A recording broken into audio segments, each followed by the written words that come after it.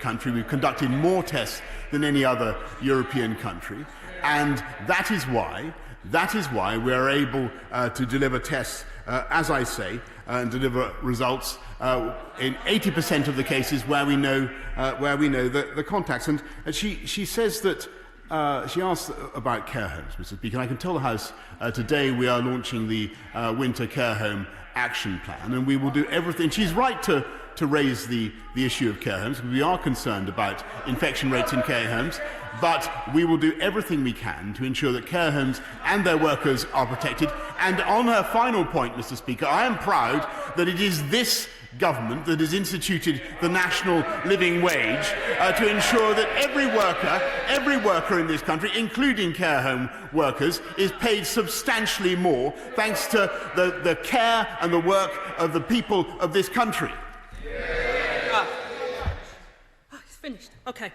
The whole country, Mr. Speaker, would have seen that the Prime Minister doesn't know how much a care worker earns, because that was my question. The shameful fact is that the average wage in social care is barely more than £8 an hour, and half of our social care workers earn less than the real living wage. On his first day in office, the Prime Minister said, "We will fix the crisis in social care once and for all with a clear plan that we have prepared." Yet still, there's no sign of the plan. And the additional funding to prevent infection is going to run out, Mr. Speaker, at the end of this month. So, will the Prime Minister commit today to give our social care sector the funding that it needs now to get through this looming winter crisis? Mr. Speaker, she's asking an important point, and we are concerned about the rates of infection in care homes. Clearly, they've come down massively since we instituted the £600 million Care Home Action Plan.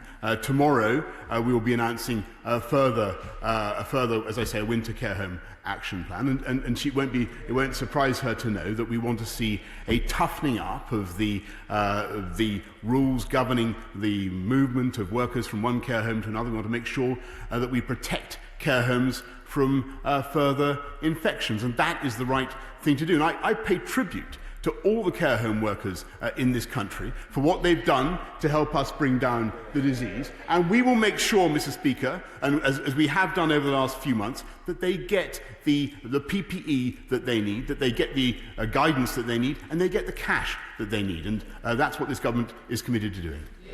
Angela Rayner. Well, Mr. Speaker, I do welcome the Prime Minister's comments, but I must say to the Prime Minister, get some skates on it. Those care workers are still not getting the PPE they need. They're still not getting the testing they need. So I urge the Prime Minister to get on top of this problem now, before the winter crisis hits. The Prime Minister has put his faith in Operation Moonshot, but meanwhile, on planet Earth, there was no NHS tests available for several high infection areas, including Tameside and Oldham, in my own constituencies. In July, the government promised that there would be weekly tests in care homes, and they promised this for September. So can the Prime Minister confirm, yes or no, do all care homes in this country have weekly tests? Well, Mr. Speaker, yes, to the best of my knowledge, care homes in this country should get weekly tests for all staff members, and tests every 28 days for those who are in the care homes, the residents in the care homes. And, Mr. Speaker, of course, she's right to express the frustration of people across this country about the massive demand there is now for tests, and it has hugely increased. I think everybody can see just in the last few days a colossal spike in the number of people who want tests and who want to ascertain whether they've got coronavirus. And what we're trying to do now is meet that demand at record speed. And just in the last couple of weeks, we've increased the capacity of our testing systems by 10%. We've got 4 new labs that we are building in Newport, in Newcastle, in Charnwood, and in Brant's-Bridge. And we want to get up, just so she knows the scale of the ambition, we want to get up to 500,000 tests per day by the end of October. Now, as I say, that is a huge, huge number, and I really do pay tribute to all those who are delivering it. And I know that the opposition benches like to make these international comparisons. I would just repeat, Mr. Speaker, that we are testing more than any other European country. No. Well, Mr. Speaker, I heard what the Prime Minister had to say, but I have to say to him yesterday, the Chief Executive of Care England said, we were promised weekly testing for staff. That has not been delivered. Time and time again, he makes promises and then breaks those promises. In June, he told this House, I can undertake now to get all tests turned around in 24 hours by the end of June. They've had 6 months, Mr. Speaker, to get this right, and yet the Prime Minister still can't deliver on his promises. The Health Secretary said yesterday it would take weeks to sort the situation out. Well, Mr. Speaker, we don't have weeks. But the government's latest figures show that there were an average of 62,000 people tested per day, not 500,000. The Prime Minister said that testing capacity is at 300,000, but the average is 62,000 a day. How does the Prime Minister explain this? Mr. Speaker, we have delivered on, as I say, the most thoroughgoing testing regime anywhere in Europe, and we now have capacity. I think capacity has gone up from 200. The number of tests per day conducted, not capacity, has gone up from 210,000 last week to 240,000 this week. And just to repeat the statistics, we are now per 1,000 people, Mr. Speaker. This country is testing 2.54, Germany 1.88, Spain 1.91, and France 1.89. In other words, we are delivering exactly what we said we would do. What is happening, Mr. Speaker, is that the British people, quite understandably, are responding to that system with a huge surge in demand. And so it's very important that everybody follows the guidance about when they should be getting a test. The guidance sent out by Public Health England, which has been sent to schools, and from the NHS Test and Trace. Angela Ray. Well, Mr. Speaker, once again, I see that the Prime Minister says it's somebody else's fault. It's the public that are using up the tests. These were the government's own figures and own targets, Mr. Speaker, that they failed on. And the next time a man with COVID symptoms drives from London to Durham, it'll probably be for the nearest COVID test. Now, Mr. Speaker, I want to move on to another very serious issue. Alongside the tragic stories we've heard of relatives dying alone in care homes and people not being able to say goodbye to their loved ones, we've also heard from mothers who have had to give birth without the support of their partners or their family. The Health Secretary yesterday said that the new guidance had been issued, but even under that new guidance, many birth partners will not be allowed to join at that moment of until that moment of established labour, leaving women enduring difficult labours, or even worse, traumatic and devastating miscarriages, alone, without support. Will the Prime Minister agree to meet with me and my honourable friends and work with us to ensure that no woman is forced to give birth without the support that they need? Well, Mr. Speaker, she's absolutely right to raise the issue that she does, and I know members across the House will share her feelings entirely. I totally agree that birth partners should be able to attend the birth. That's why we changed the guidance in the way that we did. But of course, I'm very happy to encourage cooperation between her and my right honourable friends in the Health Department to take the matter forward. But I perfectly understand the point that she makes, and she's entirely right. Angela Ray. I welcome the Prime Minister's comments, and I think that was a yes, Mr. Speaker, but I will follow it up, but thank you for those comments. Mr. Speaker, infections are rising. The testing system is collapsing. When you are the Prime Minister, you can't keep trying to blame other people for your own incompetence. We have the highest death toll in Europe, and we're on course for one of the worst recessions in the developed world.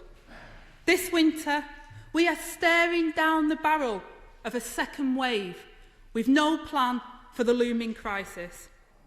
People can't say goodbye to their loved ones, grandparents can't see their grandchildren, and frontline staff can't get the tests that they need. And what was the top priority for the COVID War Cabinet this weekend? Restoring grouse shooting.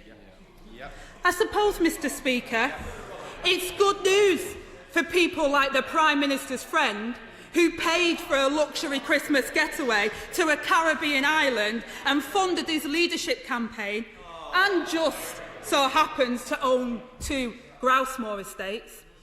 So, Prime Minister, is this really your top priority?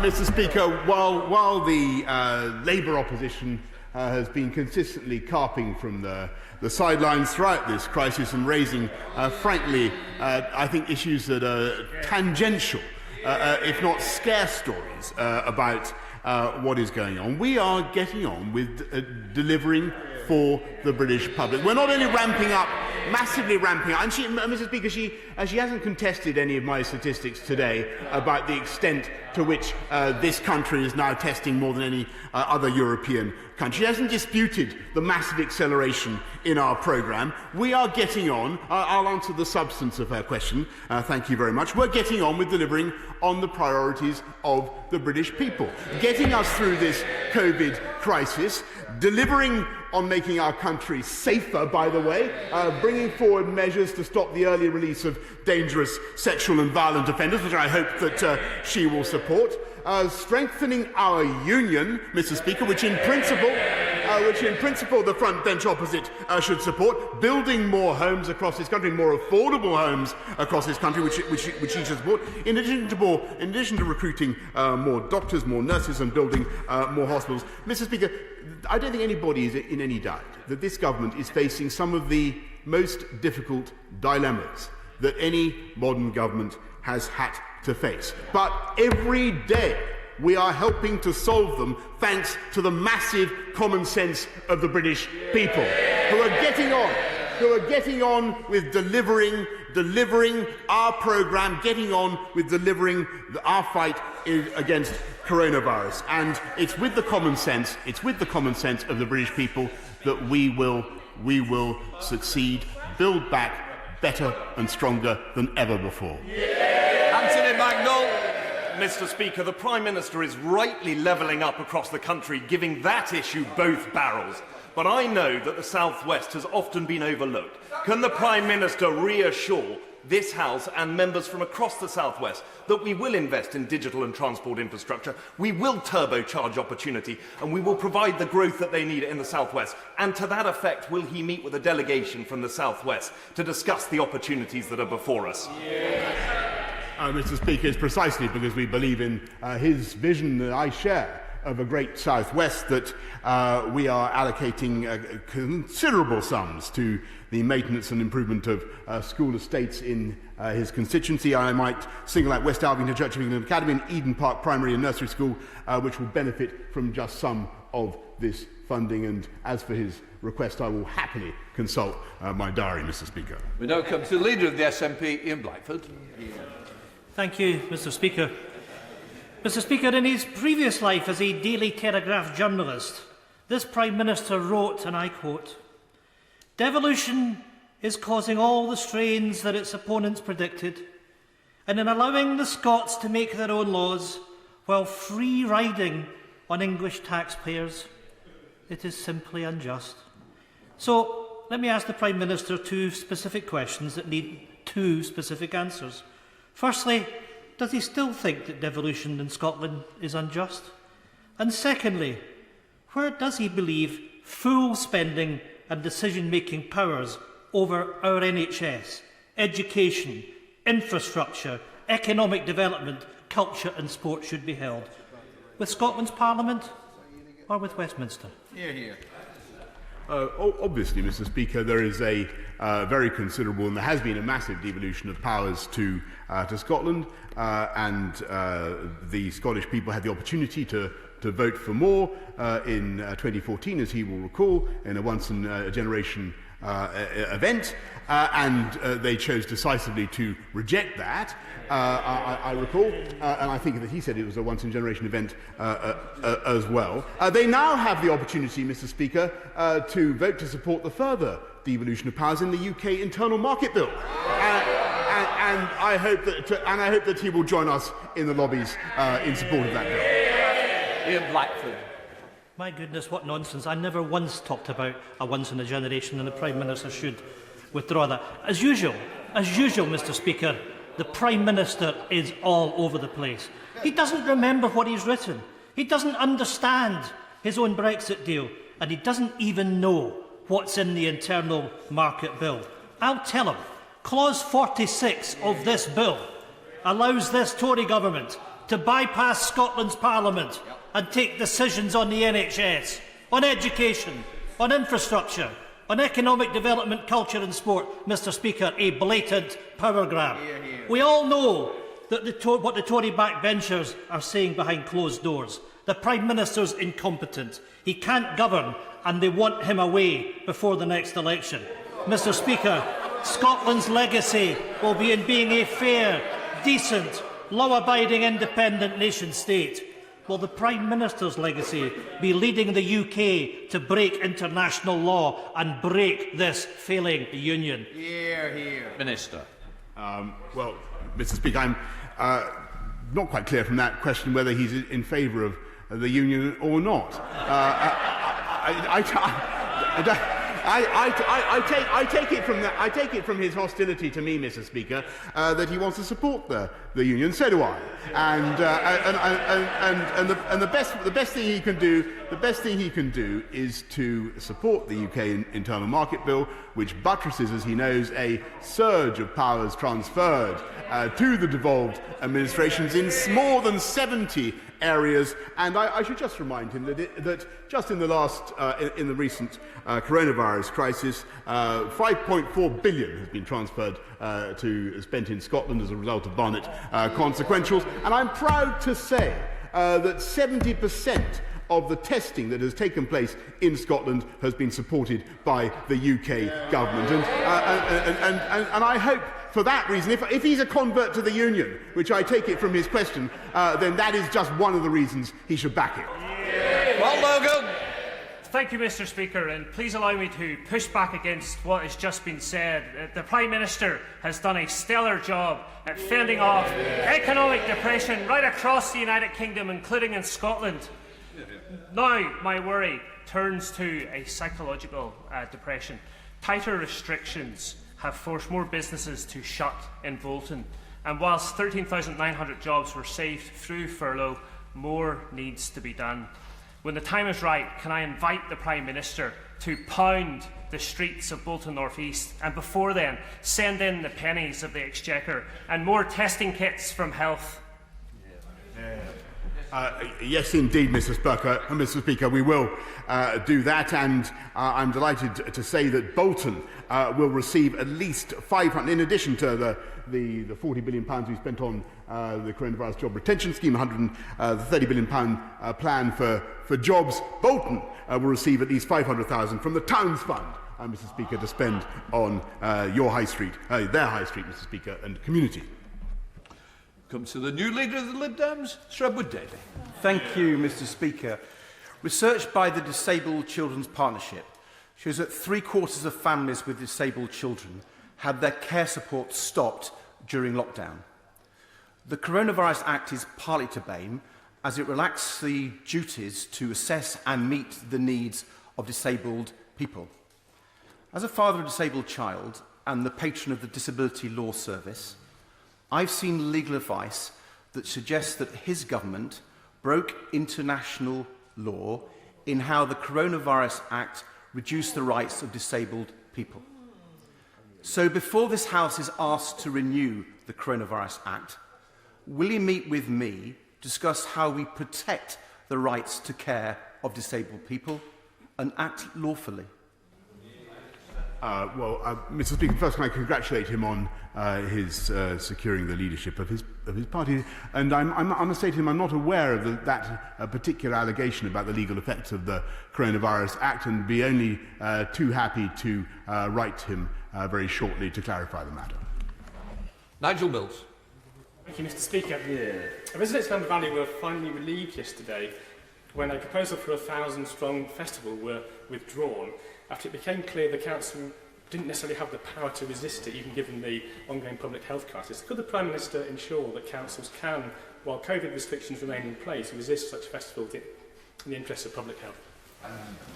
I thank my honourable friend for that important question, because I do believe it illuminates a question that councils are asking themselves, and I wish to affirm very strongly that they do have the power to stop such events in the interests of public health, and they've taken the right decision. Mr. Carmichael. Thank you, Mr. Speaker. Last week, the Secretary of State for Northern Ireland said that the UK Internal Market Bill would breach our obligations under international law. Yesterday, the Advocate General for Scotland said that the Secretary of State was wrong to say that. Today, the Secretary of State says that the Advocate General was wrong to say that he was wrong. Now, it's of course possible that they are both right in saying that the other is wrong. But surely an important matter such as this requires clarity. And for that reason, will the Prime Minister now undertake to publish the advice he's had from all his law officers so that the House can make an informed decision on the question of legality come Monday?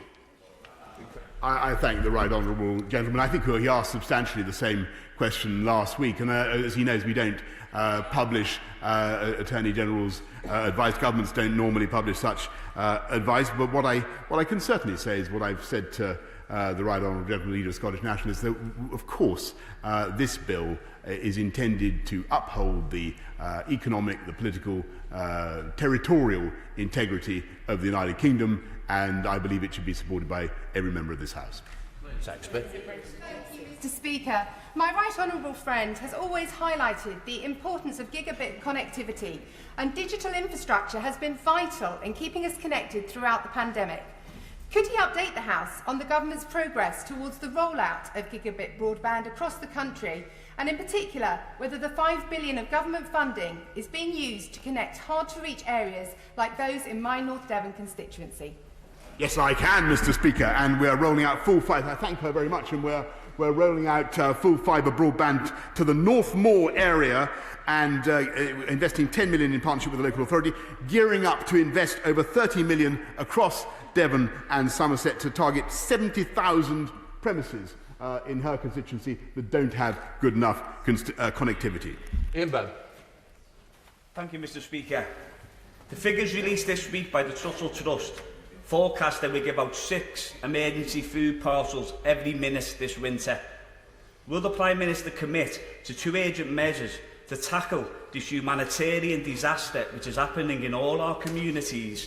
Firstly, will he commit to an additional £250 million investment in the local welfare assistance schemes to bring England in line with the rest of the UK, as requested by the Children's Trust and the Trussell Trust? And secondly, will he meet with me and partner organisations as a matter of urgency to discuss bringing the right to food into UK law?